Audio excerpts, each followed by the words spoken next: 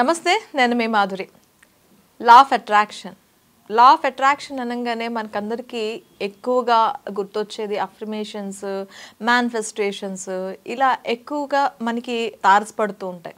So అసలు manifestation అంటే ఏంటి? ఈ మేనిఫెస్టేషన్ ఎవరు చేయాలి, ఎలా చేయాలి, ఎప్పుడు చేయాలి, ఈ టైంలోనే చేయాలి, ఇలానే చేయాలి అని చాలా వరకు కూడాను వింటూ ఉంటాం. అసలు మేనిఫెస్టేషన్ అంటే ఏంటి? డీటెయిల్గా చెప్పడానికి మనతో పాటు ఉన్నారు Soumya Rajesh, life coach and specialized in law of attraction. తనని అడిగి డీటెయిల్గా తెలుసుకుందాం. Hello ma'am. హాయ్ అండి.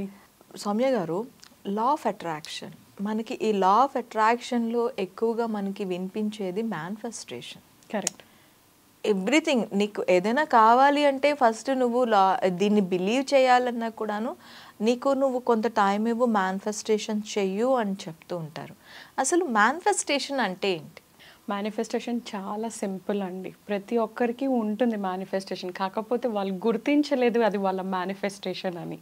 చాలా క్లుప్తంగా ఈజీగా తెలియాలి అంటే మనకి ఎప్పుడైనా కూడా పాలిటిక్స్ ఉన్నప్పుడు మన పొలిటీషియన్స్ మేనిఫెస్టో పెట్టుకొని తిరుగుతూ ఉంటారు. చూసారా? మేనిఫెస్టో అంటే ఏంటండి? వాళ్ళ యొక్క పార్టీ నుంచి మేము ఎలాంటి మీకు హామీలు ఇస్తాం, మీకు ఎలాంటి పథకాలు ఇస్తాం, సో వాళ్ళు హామీ ఇస్తున్నారు ప్రజలకి. ఎగ్జాక్ట్లీ మేనిఫెస్టో అంటే అదే. మేనిఫెస్టేషన్ అంటే అక్కడ వాళ్ళ పార్టీ తరపున, వాళ్ళ ప్రభుత్వం తరపున ఏమి ఇస్తారు అని. మన మేనిఫెస్టేషన్స్ వచ్చి మన యొక్క కోరికలు, మన యొక్క డిజైర్స్, మన యొక్క గోల్స్, మన యొక్క మేనిఫెస్టేషన్. సో మేనిఫెస్టేషన్ అంటే కోరికలు, మనం కావాలనుకుంటున్నాను, మన లైఫ్లో మనకి ఏం కావాలి, చాలా కావాల్సి ఉంటుంది. సో మీరు అడిగారు ఇందాక, మేనిఫెస్టేషన్ ఎవరు చేయొచ్చు? ఎవరైనా చేయొచ్చు. ఎవరికి కోరికలు ఉంటే వాళ్ళందరూ కూడా మేనిఫెస్టేషన్స్ చేయొచ్చు అండి. కోరికలు లేని వాళ్ళు అంటూ ఉండరు కదా.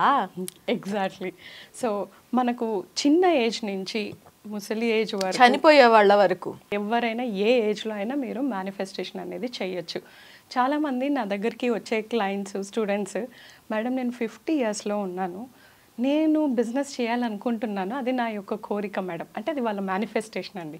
50 years అనేది వాళ్ళ లిమిటింగ్ బిలీఫ్. కానీ 50 yearsలో కూడా బిజినెస్ చేయొచ్చు. కేఎఫ్సి గారు ఎప్పుడు 60 yearsలో ఆయన సక్సెస్ అయ్యారు కేఎఫ్సి చికెన్ని చేసి. అవును. So age is not a number, it's just a number అంతే. మనం ఏ ఏజ్లో అయినా మేనిఫెస్ట్ చేయొచ్చు, ఏ ఏజ్ వాళ్ళైనా మేనిఫెస్టేషన్ చేయొచ్చు. చాలా సింపుల్. మీకు కోరిక మీద చాలా స్పష్టత ఉండాలి. అది manifestation number 1 rule, number 1 principle. Yeah, ఈ మేనిఫెస్టేషన్ అనేది మనకి ఓన్లీ మనీ పరంగా, మనీని అట్రాక్ట్ చేయడానికే ఉంటుందా? లేకపోతే చాలామంది కూడా లవ్ అంటారు, రిలేషన్షిప్స్ గురించి చాలా బాధపడుతూ ఉంటారు. ఇవి కూడా మనకి డిజైర్సే, కోరికలే. ఇలాంటి వాటిని కూడా మనం మేనిఫెస్ట్ చేసుకోవచ్చా? ఎస్ అండి. లా ఆఫ్ అట్రాక్షన్లో ఒక సబ్జెక్ట్ మేనిఫెస్టేషన్. మేనిఫెస్టేషన్లో లా ఆఫ్ అట్రాక్షన్ ఎటువంటి రూల్స్ లేవండి. సో బెస్ట్ పార్ట్, ఇప్పుడు మీరు ఏదైనా పూజ చేయాలనుకోండి, రీసెంట్గా మనకు శ్రావణ మాసం అయిపోయింది, మీరు అమ్మవారు పూజ చేసుకుంటారు, వరలక్ష్మి వ్రతం, ఎన్ని నియమాలు ఉంటాయి, ఇన్ని రకాలు ప్రసాదాలు ఉండాలి, ఇంత మడుగుతో మీరు పూజ చేయాలి, ఇవన్నీ ఉంటాయా?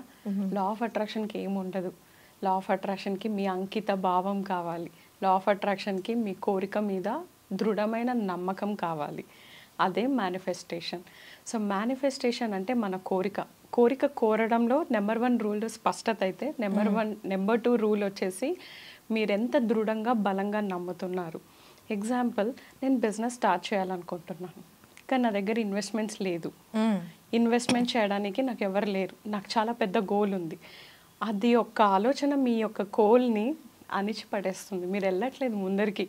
బిజినెస్ ఐడియా ఉంది కానీ వెళ్ళట్లేదు. ఎందుకు అంటే నాకెవరు ఇన్వెస్ట్ చేస్తారు, నేను ఎలా రీచ్ అవ్వాలి, నేను ఎలా అప్రోచ్ అవ్వాలి, ఇలాంటి హోంవర్క్ చేయకుండా మీరు ఆలోచిస్తున్నారు. ఓకే. సో అలా ఆలోచిస్తున్నప్పుడు మన మేనిఫెస్టేషన్ అనేది జరగదు. ఎందుకంటే మిమ్మల్ని మీరు బిలీవ్ చేయాలి, ఇది నేను చేస్తా, ఇది నాకు సాధ్యం అవుతుంది, this is possible for me అనేది మనము కోరాలి. ఎగ్జాంపుల్, చాలామంది ఇందాక మీరు అడిగారు మనీని మేనిఫెస్ట్ చేయొచ్చా అని. ఎస్, మనీని మేనిఫెస్ట్ చేయొచ్చండి హ్యాపీగా. చాలామందికి అప్పులు, లోన్స్, ఈఎంఐస్ ఉంటాయి, క్రెడిట్ కార్డ్స్ పే చేయడానికి. సో దానికోసమే నేను మనీని మేనిఫెస్ట్ చేయాలనుకుంటాను అని ఆలోచిస్తారు. సో మనీని మేనిఫెస్ట్ చేస్తున్నారు, విచ్ ఈస్ యువర్ సంకల్ప బలం. మీ ఇంటెన్షన్ చాలా దృఢంగా ఉంది. కానీ మీకున్న లోన్స్, మీకున్న ఈఎంఐస్ వల్ల మీ ఫోకస్ ఎప్పుడు కూడా వాటి మీద వెళ్తుంది, మనీని గ్రో చేసే వాటి మీద వెళ్ళట్లేదు. అవును. మీరు అవి తీర్చాలి అంటే మీరు దేని మీద ఫోకస్ చేయాలి? నా ఇన్కమ్ పెరగాలి, సోర్సెస్ని మనం అట్రాక్ట్ చేసుకోవాలి చేసి. సో మనం ఎక్కువగా నెగటివిటీ మీద ఫోకస్ పెట్టడం వల్ల ఆ ఎనర్జీ అనేది పెరుగుతుంది. అందుకే మేనిఫెస్టేషన్ చేస్తున్నప్పుడు నాకు 40,000 జీతమే, కానీ నేను బిజినెస్ ఎలా స్టార్ట్ చేయాలి అనేది మనము ఆపేసుకుంటున్నాం. అంటే మనం నమ్మట్లేదు నాకు అవుతుంది బిజినెస్, నేను కూడా ఒక ఎంటర్‌ప్రెన్యూర్ అవ్వగలను అనే నమ్మకం మీలో ఉండాలి, ఇది మీలో ఉండాలన్నమాట. సో టైం, పేషెన్స్ కూడా ఒక రూల్ అండి మేనిఫెస్టేషన్లో. సో మనం మామూలుగా దేవుళ్ళకి మొక్కునేస్తాము, మన కోరికలు చెప్తూ ఉంటాం దేవుళ్ళకు, మన చిట్టా మొత్తం చెప్తూ ఉంటాము. బట్ ఏమవుతుంది, మీరు నమ్ముతారు కాబట్టి మీరు దేవుడి దగ్గర అన్నీ చెప్పేసి వచ్చేస్తారు.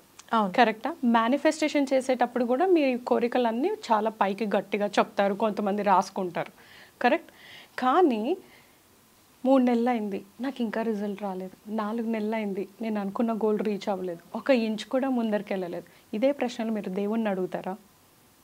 నిన్ననే కదా నేను మొక్కున్నాను, నీ కోరిక అడిగాను, నాకు ఎందుకు తీర్చట్లేదని మీరు ప్రశ్నిస్తారా భగవంతుణ్ణి? అప్పుడు మాత్రం ఏదో మనకి అది రాసి పెట్టుంటే మనకి వస్తుందిలే అనే తృప్తితో ఉంటాం. అదే దాన్నే మనము నమ్మకం లేదు, మీరు 100% బిలీవ్ చేయట్లేదు అంటే 50-50 ఎనర్జీస్ అన్నట్టు అంటాం.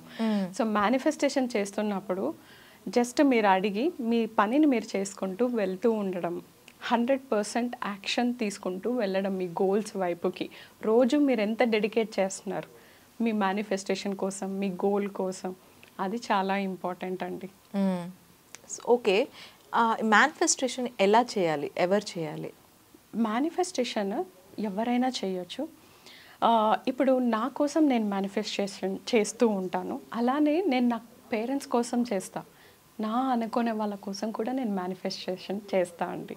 ఓకే, ఇప్పుడు మీరు ఇన్ని చెప్తున్నారు కదా, ఒకే టైంలో మనం ఇంతమంది గురించి, అంటే మన చుట్టూ ఉన్న వాళ్ళ గురించి కూడా మనం మేనిఫెస్ట్ చేయొచ్చు అంటారా? చెయ్యొచ్చండి, చెయ్యొచ్చు. ఎందుకంటే లా ఆఫ్ అట్రాక్షన్ ఎలా వర్క్ చేస్తుందంటే లైక్ అట్రాక్ట్స్ లైక్. సింపుల్గా అంటే ఇప్పుడు మీరు చాలా ఆనందంగా ఉన్నారు, మీకు ఏమైనా లేని సంతోషం ఉంది, దాన్ని అందరికీ స్ప్రెడ్ చేయాలనుకుంటున్నారు, నా అనే వాళ్ళకి ఇంకా ఎక్కువగా స్ప్రెడ్ చేయాలనుకుంటున్నారు. అలాంటి టైంలో మీ ఫేవరెట్ మ్యూజిక్ వస్తే మీకు ఏమనిపిస్తుంది?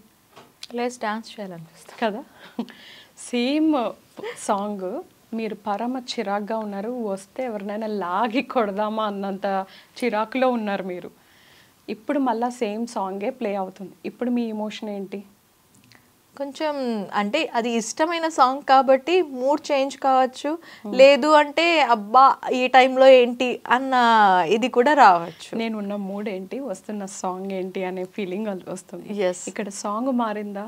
లేదు, లిరిక్స్ మారింది, ఎమోషన్స్ మారాయి, సిచ్యువేషన్ మీరు హ్యాపీగా ఉన్నప్పుడు మీ హ్యాపీనెస్ పెరిగింది, మీరు సాడ్గా ఉన్నప్పుడు మీ బాధ పెరిగింది. అదే లా ఆఫ్ అట్రాక్షన్. సో మేనిఫెస్టేషన్ చేస్తున్నప్పుడు మనం ఎప్పుడు కూడా పాజిటివ్ థింగ్స్ మీద ఫోకస్ చేస్తే అన్నిటి మీద కూడా మనం చేయొచ్చు. మనతో పాటు మన కోసం కూడా మేనిఫెస్టేషన్ వేరే వాళ్ళ కోసం కూడా చేయొచ్చండి. ఓకే, దీన్ని ఎలా స్టార్ట్ చేయాలంటారు? రూల్స్ లేవు. ఫస్ట్ ఆఫ్ ఆల్ మనకు లా ఆఫ్ అట్రాక్షన్లో మీరు ఏది చేస్తున్నా అంకిత భావం అనేది ఉంటుంది చూడండి. ఇప్పుడు మీకు నచ్చని జాబ్ నేను ఇచ్చాను అనుకోండి, రోజు మీరు బాధపడుకుంటూ చిరాకు పడుకుంటూ చేస్తారు. అదే మీకు నచ్చిన జాబ్ ఇచ్చాను అనుకోండి, మీరు ఆ జాబ్ అంటే మీకు చాలా ఇష్టం, ఆ పని అంటే మీకు చాలా ఇష్టం, షాపింగ్ అంటే బాగా ఆనందంగా చేస్తాం కదా మనం అలా. సో ఎవరికైనా కొంతమందికి వాళ్ళకి ఇది ఉంటుంది. చాలామంది ఏంటంటే ఇంట్లో సపోర్ట్ లేక బిజినెస్ చేద్దాం అనుకుంటూ ఉంటారు, ఎంటర్‌ప్రెన్యూర్స్ అవ్వాలని అనుకుంటూ ఉంటారు, కానీ మన దగ్గర ఇన్వెస్ట్మెంట్స్ లేదు, రిస్క్ లేదు. సో నువ్వు జాబ్ చేసేయి, ఏదో కష్టపడి నేను చదివిపించేసాము, జాబ్ చేసుకుంటే నెలకింత జీతం వస్తుంది కదా అని చెప్తూ ఉంటారు మన పేరెంట్స్, కానీ మన ఇంట్లో సిచ్యువేషన్స్ కొన్నిసార్లు అలా ఉంటాయి. ఆ జాబ్కి వెళ్ళిన వాళ్ళు కానీ 4 years చేస్తారు, 5th year తర్వాత ఏమైపోతుందంటే వాళ్ళకు బిజినెస్ చేయాలి, ఎంటర్‌ప్రెన్యూర్ అవ్వాలి, నేను ఒక ఓనర్ అవ్వాలి, నేను ఒకరి కింద పని చేయకూడదు అనే ఫీలింగ్ రోజు రోజుకి పెరుగుతుందండి. సప్రెస్ చేసుకుంటున్నారు మీ ఫీలింగ్స్ని. Actually you wanted to become a businessman, but you landed in IT job. So satisfaction ఉండదు, డిస్సాటిస్ఫాక్షన్. సో మనం చేసే పనిలో మనం ప్రేమించకపోతే మన మేనిఫెస్టేషన్స్ ఇలా దూరం అవుతాయి. మీరు చేసే పని అంకిత భావంతో చేయాలి, సరెండర్ చేసుకుంటూ ఎంజాయ్ చేస్తే మనకు ఆపర్చునిటీస్, డోర్స్ ఓపెన్ అవుతాయి. ఓకే అండి, thank you very much. Thank you.